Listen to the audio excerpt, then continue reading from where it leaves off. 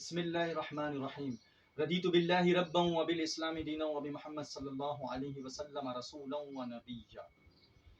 تین بڑے گناہ جس نے شیطان کو تباہ و برباد کر دیا۔ پہلا گناہ حرص، جسے لالچ کہتے ہیں۔ شیطان نے چپے چپے پر کائنات میں اللہ سبحانہ و تعالیٰ عز و جل کی عبادت کی۔ بعض روایات میں آتا ہے کہ شیطان نے 60,000 سال عبادت کی، بعض روایات میں آتا ہے کہ 80,000 سال عبادت کی، بعض روایات میں آتا ہے کہ 6 لاکھ سال عبادت کی۔ شیطان نے یہ اللہ سبحانہ و تعالیٰ عز و جل کی عبادت جو کی،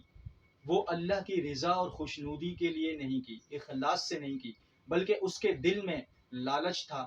کہ اسے اللہ سبحانہ و تعالیٰ عز و جل شانہ ایسا مقام عطا فرمائے کہ جہاں جہاں اللہ کا ذکر ہو وہاں وہاں اس کا ذکر ہو۔ تو شیطان نے لالچ میں عبادت کی،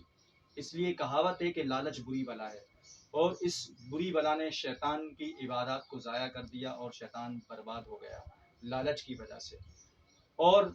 ساتھ ساتھ اس لالچ کے بعد اس سے دوسرا گناہ یہ صادر ہوا کہ اس نے لالچ میں اللہ کی عبادت کی مقام و مرتبے کی خاطر۔ جب اس کی معلومات میں یہ بات آئی کہ جس مقام و مرتبے کے لیے میں نے عبادات کی ہیں خالق عز و سما اللہ سبحانہ و تعالیٰ عز و جل شانہ کی،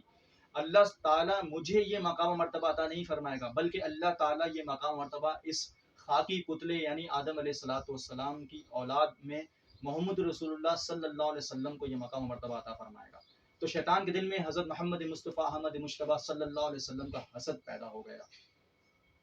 اور شیطان اس حسد کی وجہ سے بھی برباد ہوا۔ جیسا کہ حسد کے بارے میں حدیث پاک میں آتا ہے کہ حسد ایسی بیماری ہے جو نیکیوں کو ایسے کھا جاتی ہے جیسے آگ لکڑی کو کھا جاتی ہے یا دیمک لکڑی کو کھا جاتی ہے۔ تو اسی طریقے سے حسد کی بیماری نیکیوں کو تباہ و برباد کر دیتی ہے، نیکیوں کو ضائع کر دیتی ہے، نیکیاں ختم کر دیتی ہے۔ تو شیطان سے دوسرا گناہ حسد ہوا، اس لیے شیطان چاہتا ہے کہ انسانوں سے بھی یہ گناہ کروائے تاکہ انسان بھی اس کی طرح راندہ درگاہ ہو جائیں اور جہنمی ہو جائیں۔ تو شیطان حسد پیدا کرتا ہے لوگوں کے دلوں میں وسوسوں کے ذریعے سے۔ شیطان نے نبی مکرم صلی اللہ علیہ وسلم سے حسد کیا، اسی طرح انسانوں کے اندر آپس میں حسد پیدا کرتا ہے، یا بعض لوگوں کے دلوں میں نبی کریم صلی اللہ علیہ وسلم کے بارے میں حسد اور بے ادبی پیدا کر دیتا ہے۔ تو نبی کریم علیہ الصلوۃ والسلام کی ادنا سی بھی بے ادبی تمام اعمال کے ضائع ہونے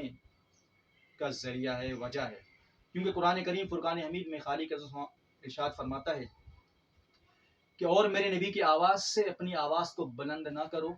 کہیں ایسا نہ ہو کہ تمہارے اعمال ضائع ہو جائیں اور تمہیں شعور بھی نہ ہو، تمہیں خبر بھی نہ ہو۔ تو نبی کریم علیہ الصلوۃ والسلام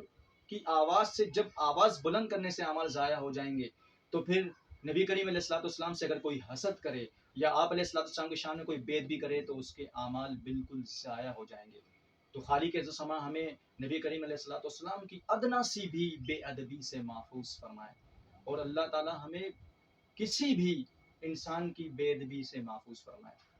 کہ بے ادبی شیطان کی صفت ہے، حسد شیطان کی صفت ہے، اللہ ہمیں حسد سے محفوظ فرمائے۔ اسی طرح شیطان سے تیسرا جو بڑا گناہ ہوا وہ تکبر ہے۔ جب خالق عز و سما اللہ سبحانہ و تعالیٰ عز و جل شانہ نے آدم علیہ الصلوۃ والسلام کے وجود مقدس میں روح کو پھونکا، تو آدم علیہ الصلوۃ والسلام کے بارے میں فرشتوں کو حکم دیا کہ تمام کے تمام فرشتے آدم علیہ الصلوۃ والسلام کے آگے سجدے میں جھک جائیں، سجدہ کریں۔ تو سوائے ابلیس کے تمام فرشتے سجدے میں چلے گئے، اور جب انہوں نے سجدے سے سر اٹھایا تو دیکھا کہ معلم استاد ابلیس جو ہے وہ راندہ درگاہ ہو چکا ہے، وہ مردود ہو چکا ہے، اس کے گلے میں لعنت کا توق آ چکا ہے، یعنی وہ اللہ کی رحمت سے دور کر دیا گیا ہے۔ تو وہ دوسرے سجدے میں چلے گئے، شکرانے کے سجدے میں چلے گئے کہ شکر ہے خدا کا کہ ہم نے سجدہ کر دیا، اللہ کے حکم کو بجا لائے، ورنہ ہم بھی مردود ہو جاتے۔ اس لیے نماز میں دو سجدے ہیں، ایک خالق عز و سما اللہ سبحانہ و تعالیٰ عز و جل کے حکم کے مطابق عبادت کا، اور دوسرا سجدہ جو ہے وہ شکرانے کا ہے۔ تو اللہ کا حکم ماننا بھی عبادت ہے۔ تو شیطان نے اللہ کے حکم نہیں مانا، اور جب پوچھا اس سے خالق عز و سما اللہ تعالیٰ نے کہ کیا چیز مانے ہوئی، کیا چیز رکاوٹ بنی تجھے سجدہ کرنے کے لیے آدم کو، تو ابلیس شیطان نے کہا کہ یہ خاک سے بنا ہے اور میں آگ سے پیدا کیا گیا ہوں، تو میں افضل ہوں اس سے، تو اس نے اپنے وجود اپنی حیت پر فخر کیا اور وہ تکبر کی وجہ سے غرور کی وجہ سے راندہ درگاہ ہو گیا مردود ٹھہرایا گیا تو شیطان سے یہ تیسرا بڑا گناہ تکبر ہوا آج شیطان وسوسوں کے ذریعے سے انسان کو بھی ان تین گناہوں میں مبتلا کیے ہوئے کوئی ایک گناہ میں مبتلا ہے کوئی دو میں کوئی تین میں اور یہ ان تینوں میں سے کوئی بھی گناہ انسان صادر ہو جائے تو وہ شیطان کی طرح مردود ہو جائے گا راندہ درگاہ ہو جائے گا یعنی کہ لالچ آج ہر دوسرا شخص لالچ میں مبتلا ہے کہ میں جلد سے جلد امیر ہو جاؤں اور جائز ناجائز ذرائع اختیار کر لیتا ہے وہ بس جلد سے جلد امیر ہونا ہے عیش و عشرت کی زندگی گزارنی ہے تو یہ لالچ عیش و عشرت کی زندگی گزارنے کا انسان کو جائز ناجائز کی تمیز سے بھی جو ہے وہ بھلا دیتا ہے اور انسان جو ہے وہ ہر غلط کام کرنے کو تیار ہو جاتا ہے گمراہ ہو جاتا ہے کبھی ناپ تول میں کبھی مہنگائی کرنا کبھی جو ہے ملاوٹ کرنا یہ سارے گناہ تجارت میں انسان کرتا ہے لالچ کی وجہ سے کرتا ہے اور لالچ شیطان کی صفت ہے تو خالق عزوجل ہمیں اس لالچ سے محفوظ فرمائے اور ہمیں اللہ پر توکل کرنے کی توفیق عطا فرمائے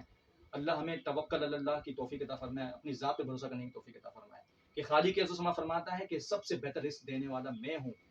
تو ہمارے دلوں میں یہ یقین پیدا ہو جائے کہ اللہ ہی بہتر رزق دینے والا ہے اور ہم لالچ سے محفوظ رہیں ہم لالچ سے بچ جائیں اور غلط راستے کو اختیار نہ کریں تو شیطان لالچ کے ذریعے سے لوگوں کو تباہ برباد کرتا ہے جہنمی بناتا ہے اسی طریقے سے جو ہے شیطان وسوسوں کے ذریعے سے حسد پیدا کرتا ہے اور بالخصوص نبی کریم علیہ السلام کی شان میں بے ادبی کرواتا ہے تو اللہ تعالی ہمیں حسد سے محفوظ فرمائے ہم کسی انسان سے بھی حسد نہ کریں چاہے جائے کہ نبی کریم علیہ السلام کی بارگاہ میں بے ادبی کے مرتکب ہوں اللہ تعالیٰ محفوظ فرمائے ہمیں حسد سے اسی طریقے سے اللہ تعالیٰ ہمیں غرور و تکبر سے محفوظ فرمائے کہ بڑائی صرف اور صرف اللہ سبحانہ و تعالیٰ عز و جل شانہ کی ہے اللہ کے سوا کوئی بڑا نہیں ہے اللہ سب سے بڑا ہے تکبر اللہ ہی کو زیب دیتا ہے کیونکہ وہی عظمت والا ہے وہی بلند شان والا ہے تو تمام تعریفیں اللہ کے لیے ہیں جو عظمت والا اور بلند شان والا ہے اللہ تعالیٰ ہمیں غرور و تکبر سے محفوظ فرمائے ہمیں عز و انکساری ادا کرنے عز و انکساری کی توفیق عطا فرمائے